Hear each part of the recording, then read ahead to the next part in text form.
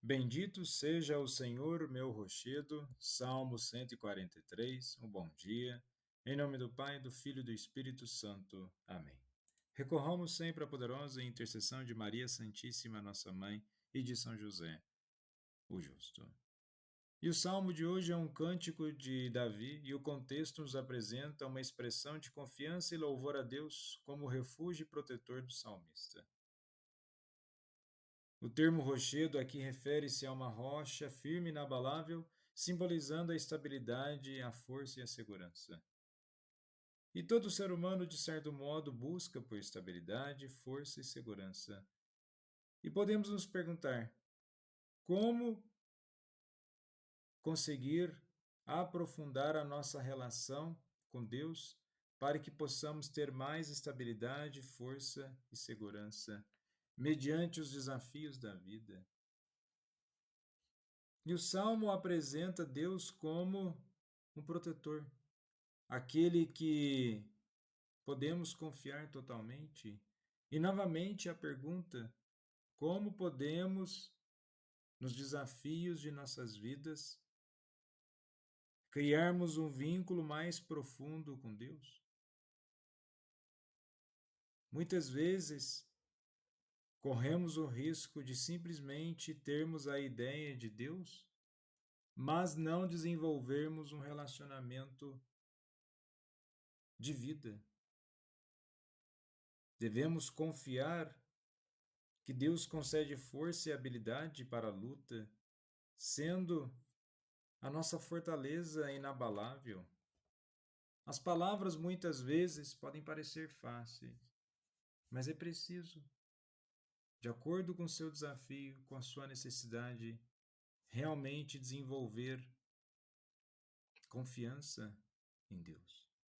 Certamente não é fácil, pois nós devemos reconhecer que em meio às dificuldades e incertezas, que Deus é nosso refúgio.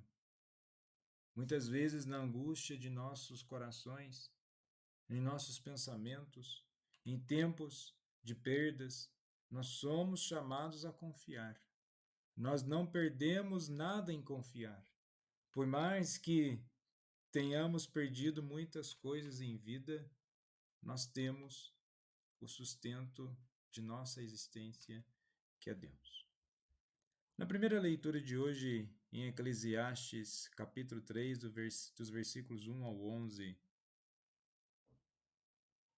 trata-se aqui de uma reflexão sobre os tempos e as estações da vida.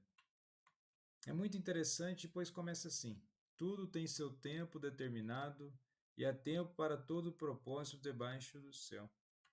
Há tempo de nascer e tempo de morrer, tempo de plantar e tempo de arrancar o que se plantou, tempo de matar e tempo de curar, tempo de derrubar e tempo de construir.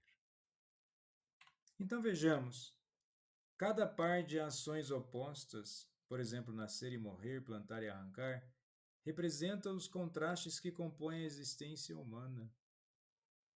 E muitas vezes é inevitável esses eventos, enfatizando que todos os aspectos que acontecem de nossa vida, eles não estão isentos ou vazios de sentido. Devemos então o quê? Entender que a todo momento nós temos que entregar a vida a Deus. Todo momento é um tempo de salvação e devemos viver a todo momento de forma sábia. Paulo reflete sobre isso na carta aos Efésios, capítulo 5, dos versículos 15 ao 16. Ele diz assim: portanto, vede prudentemente como andais, não como nécios, mas como sábios, remindo o tempo, porque os dias são maus. Ou vejamos, devemos aproveitar o ritmo de nossa vida para santificar aquilo que somos. Muitas vezes ficamos esperando o momento ou o tempo certo, mas todo momento é momento de graça e salvação. E no Evangelho de hoje, em Lucas 9, dos versículos 18 ao 22, certo dia Jesus estava orando em particular e com ele estavam apenas os discípulos. Então ele lhes perguntou: quem as multidões dizem que eu sou? Eles responderam: alguns dizem que é João Batista, outros Elias e outros que é um dos antigos profetas que ressuscitou. E vocês o que dizem? Vejamos, a pergunta de Jesus é geral e com isso surge toda uma especulação.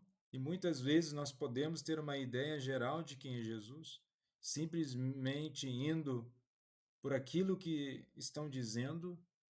Mas Jesus faz uma pergunta: e vocês o que dizem? A pergunta particular, subjetiva, ou seja, em nossas vidas, quem de fato Jesus é? Se tirarmos todos os barulhos daquilo que está sendo comentado nas redes sociais, daquilo que escutamos em certos lugares, das imagens que já foram apresentadas, de muitas vozes que estão aí no mundo, quem de fato é Jesus em nossas vidas, no nosso relacionamento? Pedro dá uma resposta, o Cristo de Deus. É uma resposta decisiva, fruto de uma experiência. Mas Jesus aqui, ele elogia Pedro por essa revelação. Mas o que Jesus aponta que não basta apenas conhecer Jesus, achar que Jesus é lindo e maravilhoso. Ele não quer essa resposta de um achismo e uma superficialidade da fé. Ele quer o entendimento da fé na realidade, e por isso, no versículo 22, o que Jesus acrescenta? O filho do homem deve sofrer muito, ser rejeitado pelos anciãos. Aqui temos uma dimensão de fé. Em qual aspecto? A fé não se trata para que tudo dê certo, muito menos para que tenhamos intervenções mágicas em nossas vidas. A fé é para que, de fato, conforme está no salmo de hoje, tenhamos uma consolidação daquilo que estamos vivendo. Nesse sentido, fortalecer a nossa caminhada, o nosso espírito e permanecer no relacionamento contínuo com Deus. Certamente isso não é fácil. Jesus aponta que ele haveria de sofrer muito, mas ele tem a mensagem final que é de esperança. Apesar de todo o sofrimento, ele ressuscitaria no terceiro dia, ou seja, viver na esperança da ressurreição. Embora Jesus anuncie seu sofrimento e morte, ele também fala da ressurreição. Na verdade, só existe ressurreição, pois existiu a paixão e a morte. E assim como a primeira leitura colocou o contraste que há tempo para morrer, tempo para viver, Jesus coloca há o tempo de sua morte, mas há também o tempo de ressurreição. E nada é tão permanente em nossas vidas que vai tirar a nossa esperança, e é que assim possamos viver de forma mais unida a Deus. São Vicente de Paulo, rogai por nós. Jesus, Mãe, manso humilde de coração, fazei o nosso coração semelhante ao vosso.